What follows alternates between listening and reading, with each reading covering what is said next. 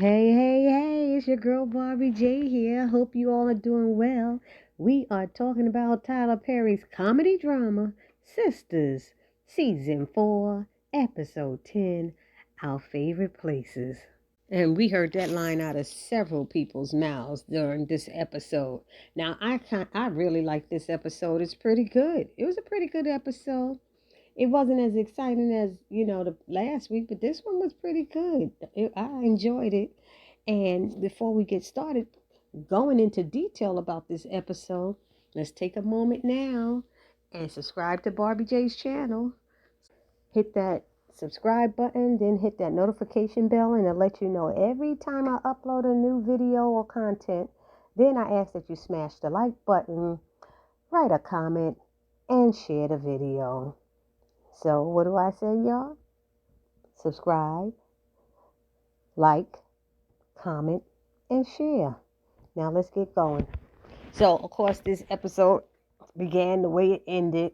And some of us were right and some of us was wrong. I think I might have thrown it up there too. We were thinking that it was back child support from some baby who hadn't been in the episode. So we don't know whoever this girl is. So it's a 3-year-old girl, I believe, and the mother's name is Heatherly Jennings. And he's like, I ain't mess with nobody that country ass name. I was like, oh no, he didn't. Heatherly. Jesse May, Heatherly, all them things is, country. But anyway, so they want him to pay $37,000 to go get out for a 3-year-old. What is that, like $12,000 a year? So that was like $1,000 a month. I'm like, wow. Okay. How did they know he even had money? Zach ain't had a pot to piss in all this time. How did somebody find him? You know what I mean? So they never had a DNA test or anything. He didn't know about this child. How are you arresting people when they don't even know? So that's what he needs to pay to get out. And Jack's like, well, it's after 4 p.m. now. The banks are closed. And he said, my cash is in a safe in my girl's apartment. And Jake's like, well, give me the combo to the case and I'll get it. Jack is like, hell to the end to the, oh, that ain't never going to happen. He's like, no disrespect. And, Jake was like, I understand. I get it. He said, how about if I pay it for you and then you pay me back? And he's like, wow, you would do that for me? And he's like, yeah. He said, well, obviously I trust you more than you trust me. He said, yeah, that's your white side. I started laughing. Like, oh no.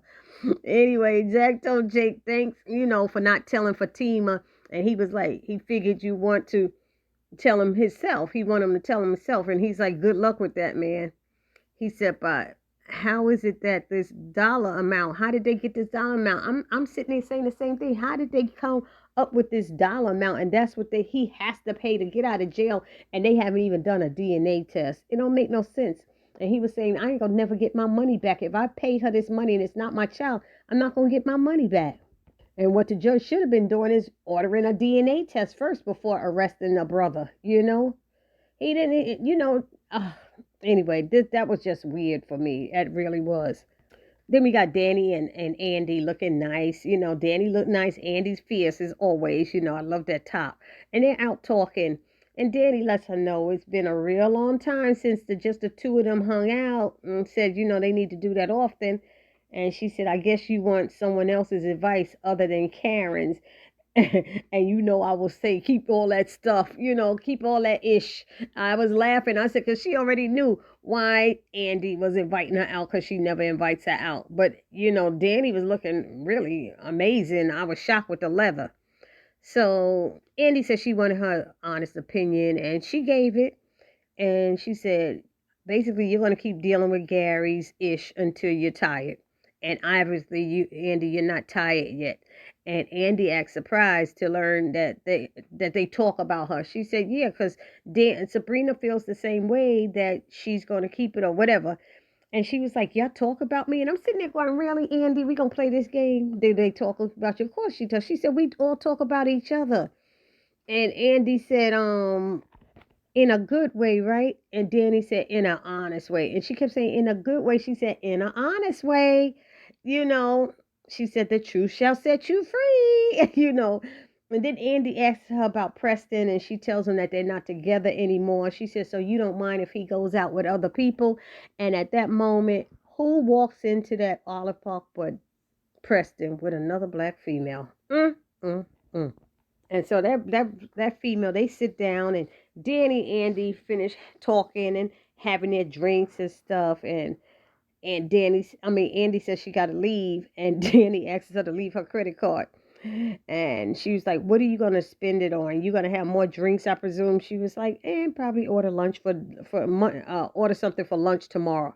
See, this is what I'm talking about. Danny acting like she ain't got no money, but meanwhile she want a penthouse that she wouldn't be able to pay the taxes and stuff on and upkeep it anyway. That's just crazy. But anyway, I digress. Um, Before leaving the table, Andy tells Danny not to talk to Preston, but she says, I will. And of course, she goes over there and does. And Preston is like, when he hears her voice, he's like, oh no, in his head. I know he's like, you can see his face like, oh no. And when he hears Danny's voice, he's just like, I can't do this. And so she asks about his date, and Kelly says her name and looks Danny up and down, saying, girl, you know me. And once again, Preston's looking like he praying. They know each other from the gym. Zach introduced them and stuff. And then she said, well, did Zach introduce you too? And the girl Kelly was saying yes, and they had Preston saying no. And I'm sitting there going, when did Preston and Zach have any time together? Why does Tyler Perry keep putting this up in there with Zach hooking him up with people? You've never seen them have any time together. We ain't never seen Zach in a gym, so I don't know what that's all about. Anyway, I feel Danny is wrong. Danny was wrong. She goes up there, and y'all let me know how y'all feel in the comment section, but she's going up to them, asking them questions. What are they talking about? Hello? Excuse you? What you doing? You wouldn't want nobody asking you that, and you shouldn't be asking anybody else. And Kelly shouldn't have been answering. Her behind is answering the questions. And I'm surprised at her. I'm like, girl, you're supposed to be up there. What is this all about? So she finally did say, why are you asking all these questions? She said, oh, no reason. I'm just asking. And I said, hell, why are you answering them, Kelly? You the one was answering. So Preston is saying goodbye, have a nice day. It was nice seeing you again. And Kelly's like, are you two a couple? And he's like, no. And then Danny started with the mess and proceeds to tell her, he knows this is one of my favorite places. What are you trying to do? And and you bring her here to keep running into me. And I'm like, oh my God, Danny, why are you doing that? And she had just told Andy that he ain't never take her no place. And we all know that they never left their apartment because she never wanted to be seen with them. It wasn't on him, I don't think. So she starts telling Kelly to be careful because one minute he'll be talking about cows and this and that, and she's surprised to learn they're talking about hip hop and what is it? She said the news and politics. I was like, what? Say what? But Danny needs to bring that stuff up. We don't never hear Danny talking about that stuff either. So she don't talk about it. That's what Preston probably ain't talking about it. Anyway, I just thought that was wrong. Then they have Maurice. He gets home and Calvin learns that Q actually broke in. He thought that Maurice let him in. So they go to the bedroom to throw him out, and he's naked in Maurice's bed. And Maurice, Maurice is weak, looking at that chocolate body and it's all greased up and the ding dong is out and he's butt naked. And so he's trying to put him out. And he having a hard time. And Q said, this ankle bracelet is attached to this damn address. And Maurice is like, I don't care. He said, you better get a cardboard box and set up outside. I said, oh, snap. He was trying. He said, with your fine, greased up, dark chocolate ass. Buddy, he was trying so hard. He accidentally falls on the naked body so he could rub up against him. And he's like, so he leaves and said, I got to go take a cold shower. And he leaves Calvin standing right outside the bedroom door, waiting to make sure that Q leaves. So Calvin and Q have a couple of words, exchange some words, at the door. And he's like, boo-hoo, talking about he had a hard life, and Calvin don't care. He like, boo-hoo, whatever. And so he got him to leave. And then he said, then he goes to sit on the couch, and Maurice comes out the bathroom fully clothed. He never took the cold shower. He just wanted to avoid him. So he said Q is sitting down on the steps. And he said, don't let him in here, he told Maurice. Don't be letting him back in here. And he said, I won't. He said, you better not. And then, he got Maurice got a little stinky with Calvin saying, wait a minute, this is my damn house. You don't tell me tell me what to do in it, And I was like, okay, yes it is, but you have a roommate now. You gotta share some things. And he said, but he's bad news. And he's like, I know that. So then next thing you know, Q is calling Maurice on the phone, and Calvin is like, is that him? And he's like, yes. And so Calvin's trying to talk sense into Maurice.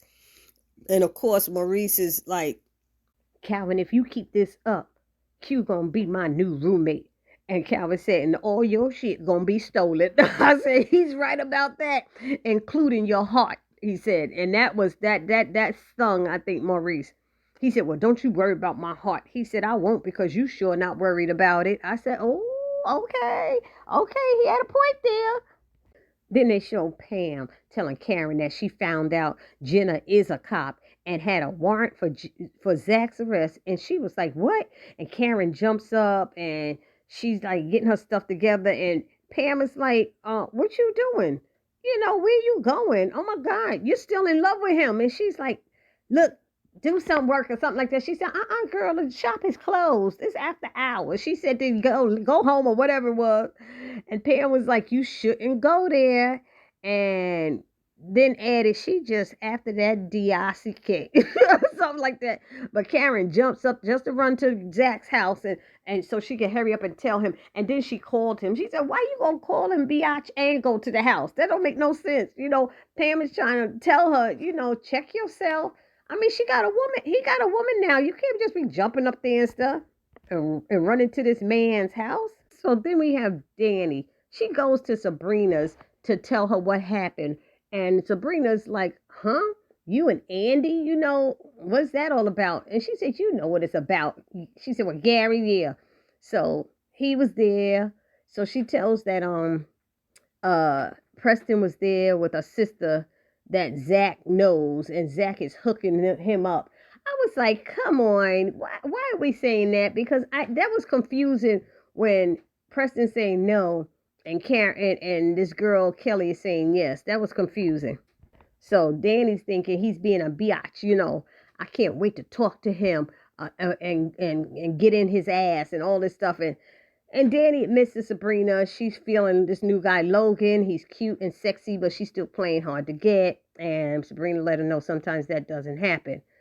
So Sabrina admitted that she's probably going to be moving on too, and that guy who Calvin got in a fight with, Bio had asked her out, had came to the bank and was asking her to go out with him and stuff. And she said, when Calvin find out, he going to have his panties in a bunch. She's like, don't do that, Danny. Don't be using that. I don't like when you say stuff like that. But then Sabrina goes and tells him, he's stupid rich. See, there we go. You make it look like you're a gold digger. Now you want to talk to him because he got money. And that's what he's going to see. You wouldn't give me the time of day until you got to open up my account and saw that I had money, So Danny was like, let me see, give me your phone. Danny grabs her phone and asks the guy's name to see if his phone is in there. When did Sabrina get a chance to put Bio's name in her phone?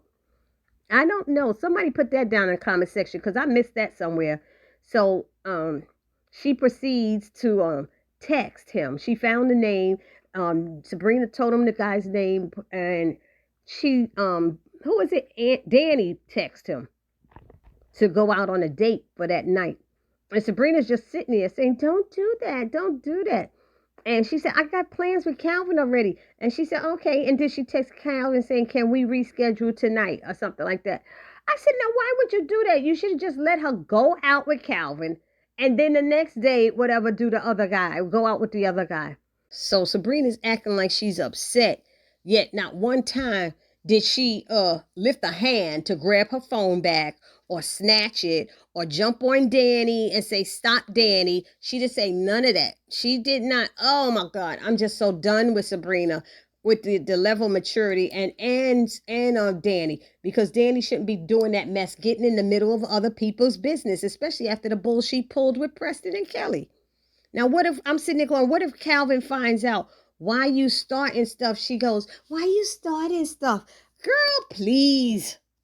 So we got Andy in the penthouse and she gets a call from Robin, but she was debating whether she should call Gary. But when the phone rang and it was Robin, we learned that he's on his plane heading back to the ATL. And he asked if she want to get drinks that night because he'd be there in about 3 hours. And she was like, oh, tonight's not good for me. So she said, tomorrow worked fine, So they decide they'll meet up to the next day. But he notices something in her voice and he's like, uh-oh, what did he do for you? To get you back. He said, because I can hear you on the fence. She's like, what are you talking about? She's trying to act like she don't know what he's talking about. But honey, Robin got her number. Didn't Robin have her number? And she's in denial about it and probably hates that he actually knows her because he was so right. And so she's like, I gotta go now. She hangs up with him. And then you see a text from Gary saying, meet me. And she answers the text and responds, I'm on my way. I ain't see nobody put a meet me where. He didn't say nothing. It just said meet me. What kind of text message is that? And she didn't say where anything. But then, then she goes to herself after she texts. She goes, okay, it's just dinner. It's just dinner. Girl, please, bye with that mess. You know it ain't just dinner. Then we got Karen. She gets a call from Aaron and she answers it in a bad mood. And Aaron's like, damn, you act like I'm bothering you and stuff. And she's like, no, it's just a bad day. And Aaron's like, I got a friend, who can see you, Karen, tomorrow at the hospital, And she was like, oh, Aaron. He's like, no, she's good. She's the best GYN and OBGYN and she's this and that. And she tries to make some, excuses like she don't know if her insurance will cover it. Aaron's like, don't worry about it. I got it. I said, damn, girl, you got a man's, I got it. So reluctantly, she says yes after all that. And he said he'll pick her up in the morning. He tried to get a reason to stop by. Said he's in the area, bring her some ice cream, but she turned him down for that. So then we have Fatima. She pulls up at Zach's damn house and Karen is outside his house waiting for him to come out. And I guess that's what it was. And I'm like, what the hell? You look like you damn stalker. And I gotta give Fatima her props. She was very mature and handled herself so well. Some other women, myself, and with that, would have said, Biatch, what the fuck you doing outside my man's house? What are you doing? I would have been like all over the place probably. But I give Fatima props because she handled it so smoothly and elegantly. I just loved it. And she's like, Karen, what's up? She's like, I'm waiting to talk to Zach. So she's like, invites her in. And she said, no, I want to talk to him alone. She said, well, then I'll wait. I'll wait. Like you could go in and talk to him. But Karen was like, I can't do it. She said that she's effing mad about all of this, looking at all he got now, the car, the house, and how well he's doing. Why he doing all this in a what is it, a matter of weeks with you, when not with me in 3 years, And Fatima's like, would that made a difference? And she's like, yes. And Fatima's like, well, how so? And she explained, and she said, well, I guess now you want him back, huh? And Karen said, no, I want not to be mad or jealous and I want to be happy for him. Hell, for you too, whatever, I was like, oh God. Karen, and then Karen mentions that she has an amazing man who wants to give her, what does it give her? All of this, all that she asked for, yet she's upset about what Zach has, And Karen, Fatima was like, I get it. She tells her she's human. She said she shares that she had an ex herself doing well with his new wife, but was a bum when he was with her. So all those women go through it. I had a man that did that too. I went through that, and I'm sure he's doing extra well, 6 figures, all that stuff now. But he ain't had but 30, maybe even $30,000 job, and I was taking care of him. So it happens. It happens, but we got to let that mess go because it'll eat you up. It'll eat you alive. So Fatima tells her, you could come inside, Karen. And she's like, no, that's okay. I don't want to. So Fatima goes inside to get Zach so he can come out and talk to Karen. And she learns he got arrested because she didn't know why the men were concerned about getting paid, the workers, and that was what they found out. So she goes out and tells Karen he's not there. And of course, Karen reacted the immature way that we thought she was, very immaturely, as expected. And if he don't want to talk to me, you could just say that, And she said, I'm not lying. I'm not that girl, Karen. I don't know how many times she got to tell her. She just invited your ass in and told you could come. And then she even said it again. Look, you could come in and look if you want. She said, but his car is there. She said, yes, but he's not. And she's like, come in and look. You can look around. No, that's okay. And she gets in her car and drives off. Girl, grow up, Karen. Grow up. I didn't like that at all. So Fatima calls Hayden and asks, what did he do? What did he do? He's like, what are you calling me? I don't know what you're talking about. I don't know what you're talking about. She's like, I know you did something. She said, you dead this time. You dead. He's like, don't be threatening me. She's like, you dead, MFer. And hung up on him. So now she got to be careful because Hayden might be having his calls recorded. He might have been recording that. He see her number and whatever. So I'm saying she got to be careful. But we see next week she's bashing in his car and messing up his stuff. And he ain't even have nothing to do with it. She should have reached Zach first to find out what the dealio is. But she automatically figured it's Hayden. So that's probably what they saying. Andy's going to have to help her get herself out of trouble that she caused because she in there smashing his car. And I'm sure Hayden is going to say something, probably try to get her arrested or something. Who knows? And it ended with Sabrina showing up looking fantabulous to the Olive Park to meet with Bio. And of course, who do we see walk by and bust them? Calvin. Calvin walks by as they're toasting to seeing how the date goes. That's why you don't cancel with somebody and then go out in a small town like ATL. It's very small. I just was like, oh my God. And she can't get mad at Danny because not one time did she pick her damn grown ass 30-something-year-old hand up and say, Danny, stop. I'm not doing this. Okay? She went along with it. So she can't blame anybody. And we see next week, Calvin's like acting like a baby, like, I'm going to sit right here and interrupt y'all dinner the way you interrupted mine. And I ain't even mad at him for it. I really think he shouldn't do it, but I understand. Anyway, I hope y'all like this episode as much as I did. Put it down in the comment section if I left anything out and let me know how you felt about the episode as well.